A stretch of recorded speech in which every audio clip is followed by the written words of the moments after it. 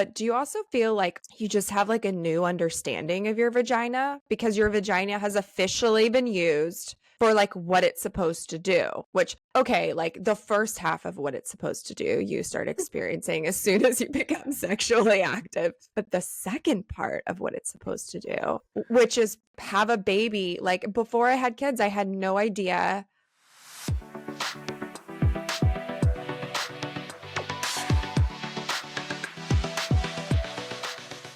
This is Raising Mama, a hilariously honest podcast dedicated to unveiling the hidden realities of motherhood.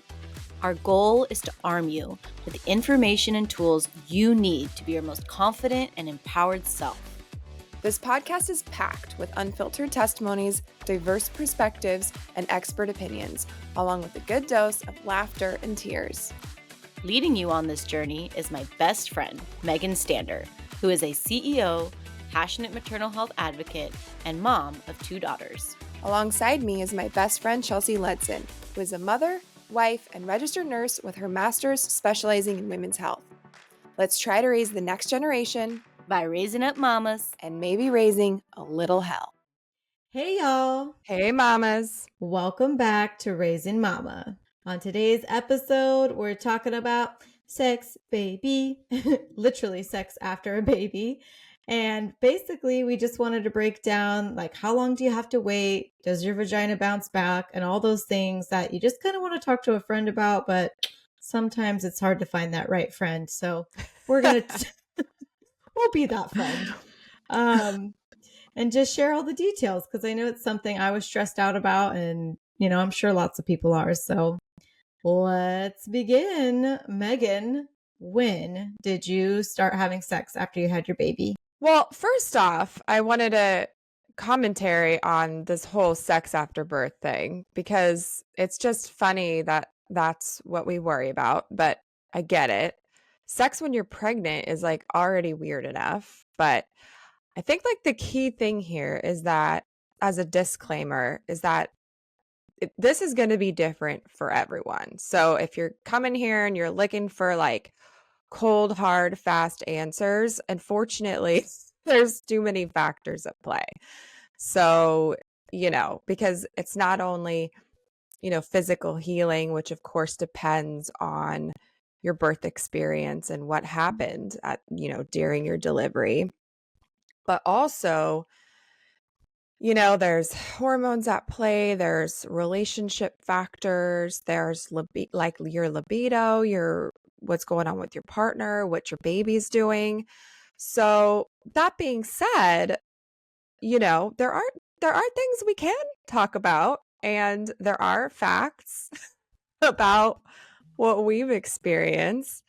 And so to answer your question, how long did I wait? I think I waited about, I think I like dipped my toes in around like 6 weeks, because that's like what the doctors tell you, right? They tell you 6 weeks. And so you start getting curious around then. But I think it took me like, let's say like 2 to 3 months to get back into full swing. Yeah, I'd say my experience was pretty similar too. I think I've said this before on the podcast, but I felt like so close to my husband, like right after birth, because it was such a bonding experience. So I remember just thinking like, oh, like, I don't know. It was so funny because I feel like before birth, you know, I'd be like worried about like, does my fat roll look weird, or like maybe my hair is not quite right. And then I feel like I was probably in my like craziest body form, and I was like, I feel amazing. Or maybe it was the hormones. I don't know. What were like the key things that,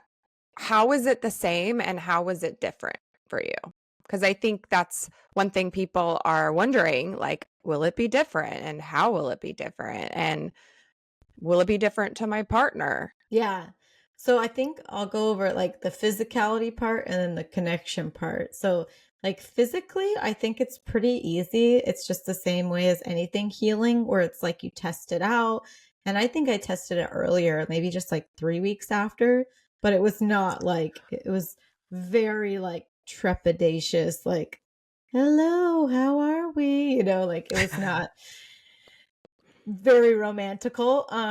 And it just like was just sort of a touch like, okay, like, am I healed enough? Am I doing better? And it'd be like obvious, like, ooh, okay, we're not there yet. Or, oh, that felt totally fine. So it's kind of just a journey like everything else.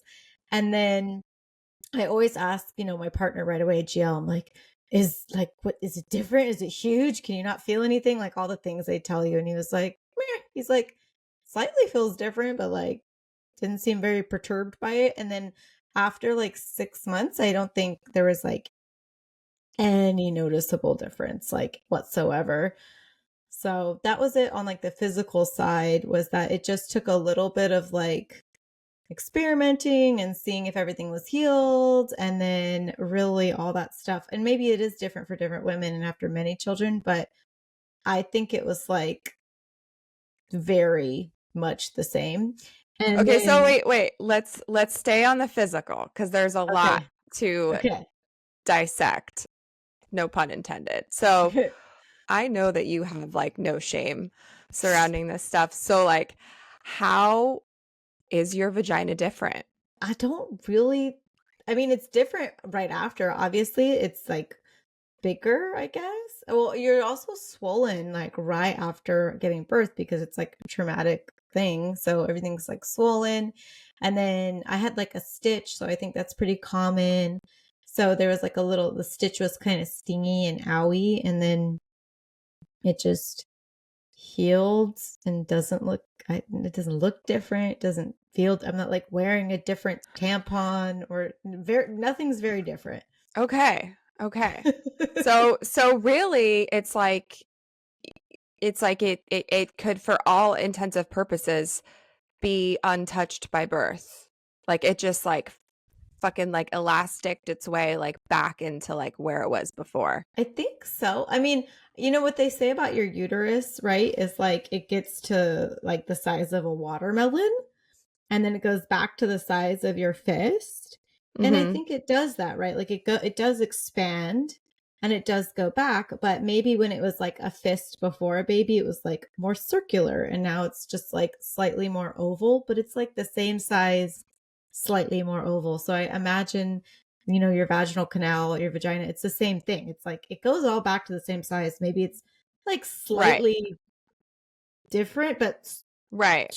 to a point where it's negligible, to a point where you're not like, what is this thing? It's completely different. It's funny because it's like although it is your own, there's so much mystery still surrounding it because you're not really the one experiencing it.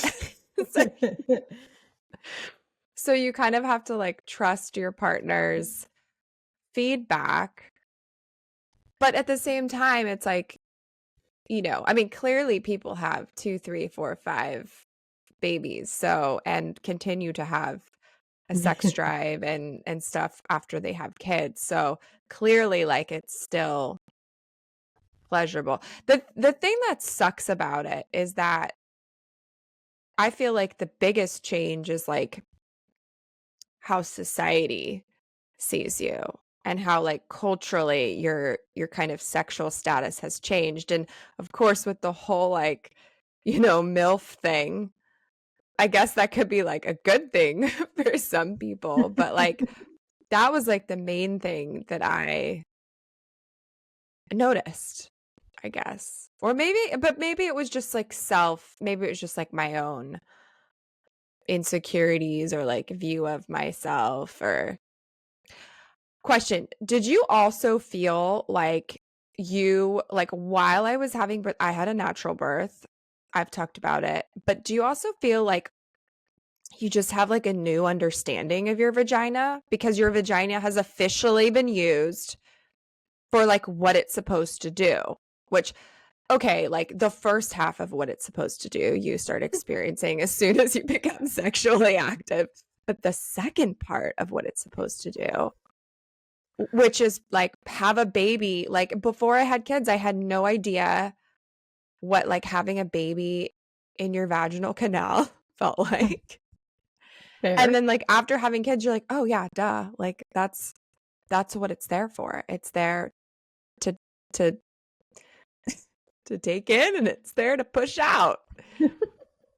I have new awareness of my vagina. Yeah, I think too in general people can have really different relationships with sex in general, with their body. Like some people avoid it, some people are like super open about it. So if you were one of those people that just kind of like didn't, you kind of were like, avoided it, there's like no avoiding it kind of after birth. So it could be just a time to get more acquainted with yourself, but Mhm. you know, I don't know. In my childhood, we always had those like, sex books for kids where it's like, this is the uterus. And like, I don't know. It was always like super common to have like about that, like sexuality is normal, but that's probably a weird California weirdo thing. So I don't think for me, it was like, I was like, wow, this is a new part of my body and this is what it does. I feel like the emotional connection was more, in general, that's how I feel about sex. I'm like, anyone can figure out sex physically. It's not like total rocket science, but the hard part about sex truly is connecting and like both feeling like activated and like, understanding how to work together. And like, I think the relational part of it is way harder than just like the physicality part of it. It's like, can you put, I don't know what the example is, but can you put something in something else? Like you probably can. And I think a lot of the time, a lot of it has nothing to do with, I mean, there are cases I'm sure of, I don't know, issues that you can have that are purely physical, but a little bit of change here and there is not going to change a whole lot. It's like anything else in your body. Like if you gain 5 pounds, it's going to look a little bit different, but you're more or less still going to look exactly like you, 90% Right. of the time. Right. I was watching this HBO documentary a while back and it was cool. I forget the name of it, but it was like all of the couples that they interviewed were like sitting in bed. So that was like a fun part of the interview. And then they would just like interview them about their sex life. And one of the girls said, I'm never in the mood to have sex when I'm mad. So like if I'm upset with my partner, I just like don't essentially have any libido. And that's one of the most important things. If I'm mad, I don't want to have sex. And I was like, that just resonates with me so much because I think that like sometimes women, and this is not always the case. I'm not nothing we ever talk about is always the case, but I think that it's a common thing where women in relationships experience like a lack of libido. And I truly think that some of the time it's because they're slightly like, and it can just be slightly, but they're just like slightly mad at their partner. It could be because of, a division of workload. It could be because of something they said. It could be, all of those kind of like stereotypical reasons why like women are mad at their husbands or whatever. And I think that this can become pronounced in the postpartum phase if, the woman's going through a lot. Like she's got the boobies and she's got to breastfeed if that's what she decides to do. She's doing a lot of the night wake ups because they're tied in with the breastfeeding. However, your like relationship is set up can potentially directly translate to your libido. So that I think is a bigger effect than like, once you're all healed up, like being kind of self-conscious about what it like looks and feels like. I think there's lots of emotions at play there. Totally. That's what I'm saying. I think for the most part, the physicality could potentially hold you back, but I think it's like you said, for many, many, many, many millennia, humans have been having multiples of kids. It's not like we're just one and done. Like, and then there wasn't like we started, begging people to have sex with us once we had one kid. Like, I don't think the physicality is so much the issue, but two things you said super resonated with me. One is like, why the heck in all romantic movies, there's always the scene of like the guy and the girl and they're heated and they're like, like, I don't know, or maybe like the girl slaps the guy and is like, how dare you? And then they're like slowly kissing and making out fervently and then like having sex. I'm always like, in what world? I'm like, if I'm pissed, I am pissed. I am not thinking about like, I don't know, like, remember in the Notebook, they're like yelling near the car or something, and she's like, "How dare you?" And then they like slowly start making out, and I'm like, I don't know. I think this is some bullshit that they've been like teaching us through like fantasies and rom-coms, because I feel like happy wives are the ones who are like in the mood, but I could be wrong. I think that there are probably some people out there like that, but I don't know how healthy it is. But no judgment. But yeah, that's not me. That's not me. That's not me either.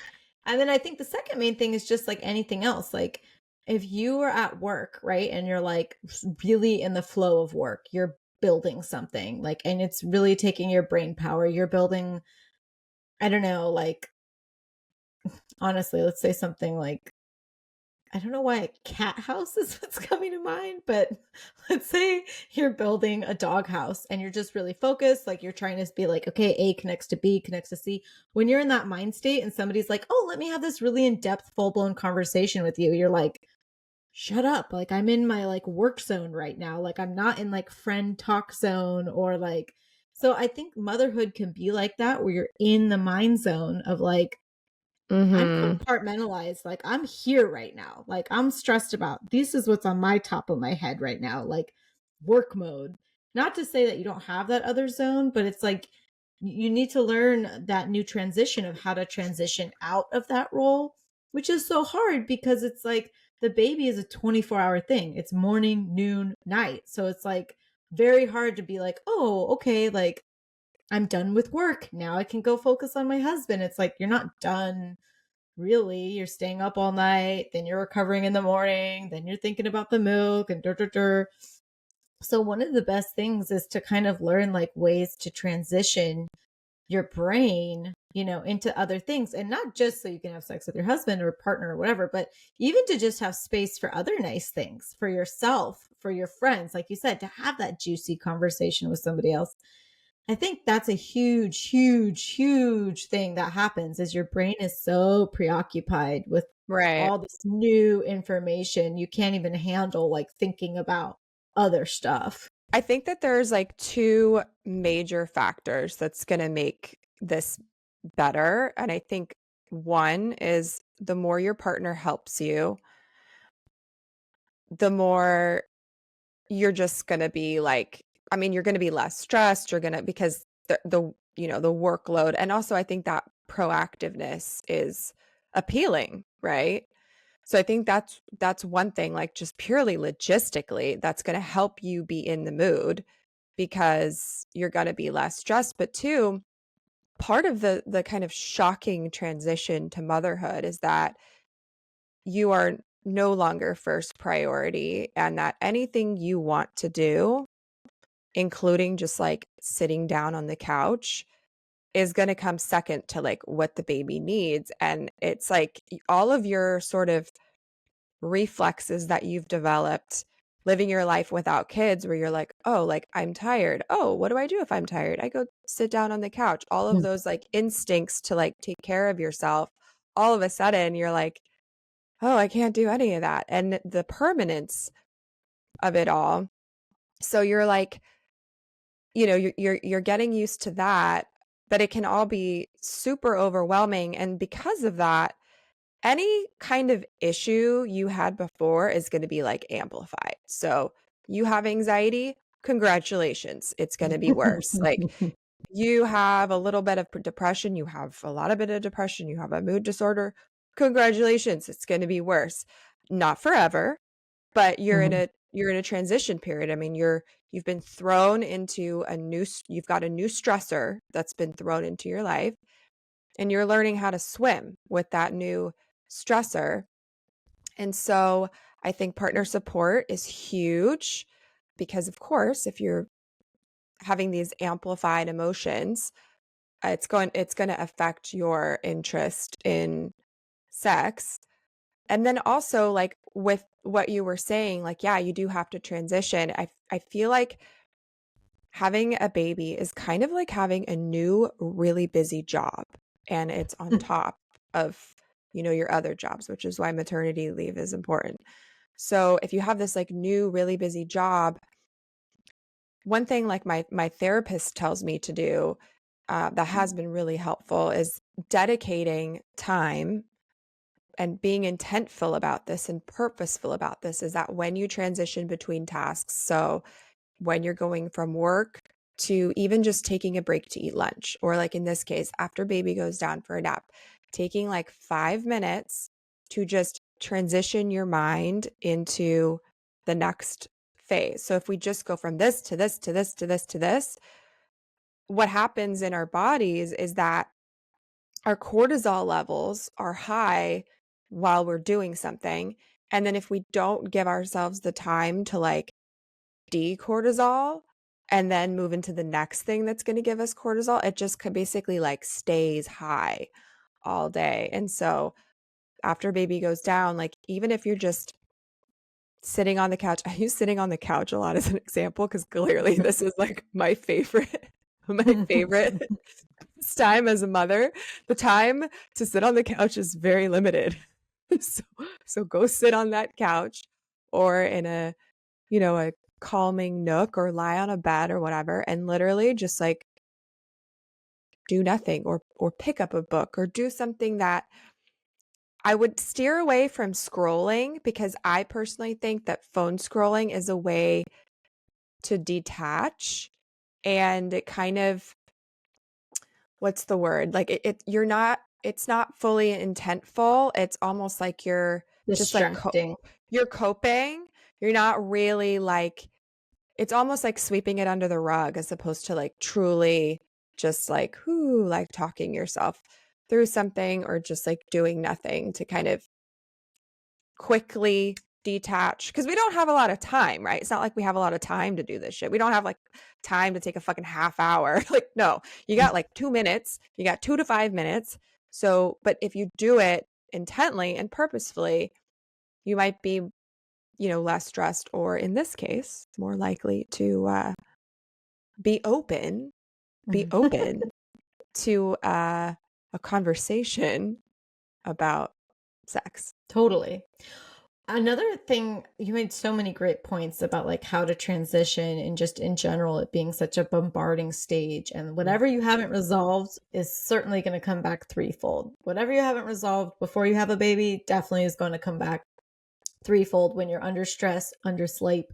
So those are all huge reasons why it could be very hard to get your brain and body in the mood. And another thought I had, because I love Dr. Gottman. He's my homie. He's like Mr. Love Guru. He says that the biggest way to have intimacy and connection is that two people need to share their world because people really feel intimate when they feel like seen and understood. So it's like, oh, I know what Megan did today. Like, I know what's on her brain. She's really worried about her vagina healing and that her peri bottle's running empty. And, she's a little worried about nap time. And oh my gosh, like, just knowing what's going through your partner's brain can make you feel so seen and so heard and so safe that you want to connect with that person, and vice versa with your partner. If they're not doing that with their day, connecting to them as well of like, oh, on your top brain you're super stressed about, I don't know, you had to go visit your mom and it was really challenging and this is what's on your brain and you were worried about how you weren't with the baby and da, da, da, da, da.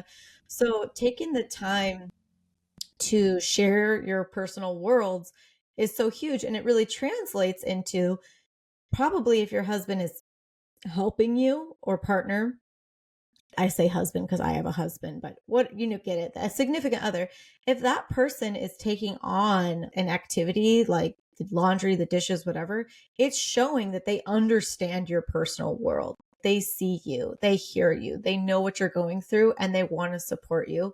And that feeling is just like, can make you feel really, really intimate and make you feel like, oh, I love this person. Like they're thinking about me. And Dr. Gottman's all about like, you want to lean towards each other and not away from each other. Share your inner worlds. And a huge thing that he recommends people doing is just literally that.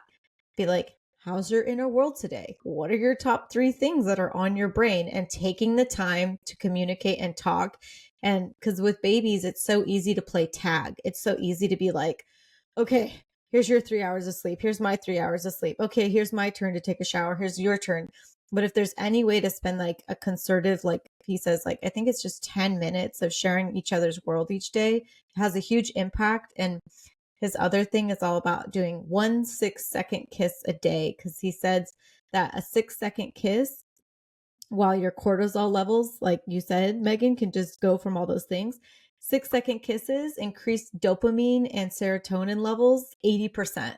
And they instantly make you feel connected to your partner. So they're like little hacks to just kind of stay connected and turn towards each other and not away from each other.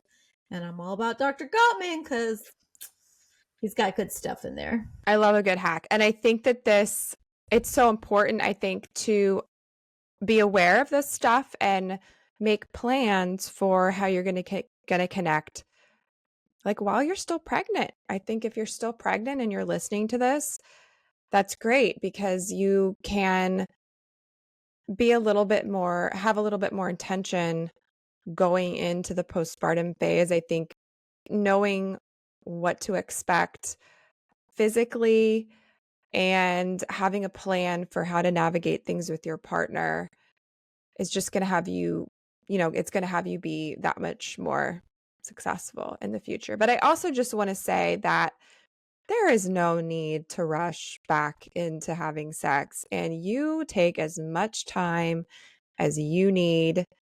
Part of becoming a mom is learning how to assert your needs more than you ever have in your entire life, because you're taking care of someone else now, and you also have to take care of yourself. But it takes a lot more to be able to do that. And so you have to tell people what your needs are. I feel like you wrapped it all up there.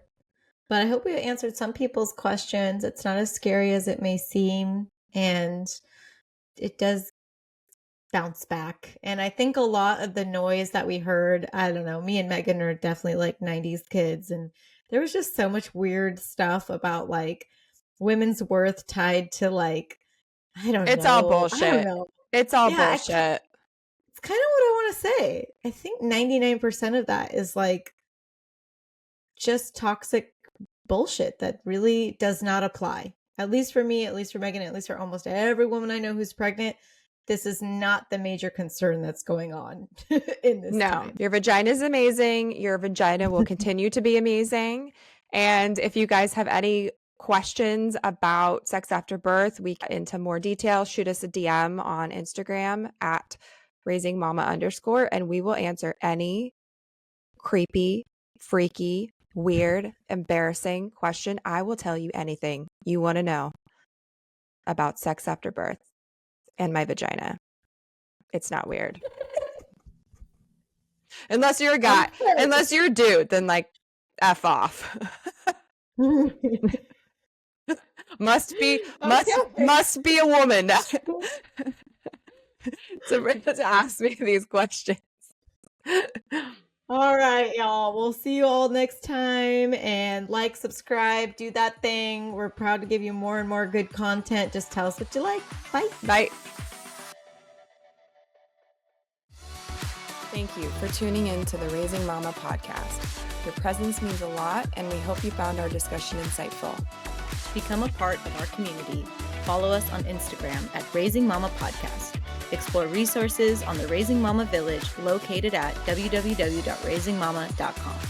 You're never alone on this motherhood journey. We're here to support you every step of the way.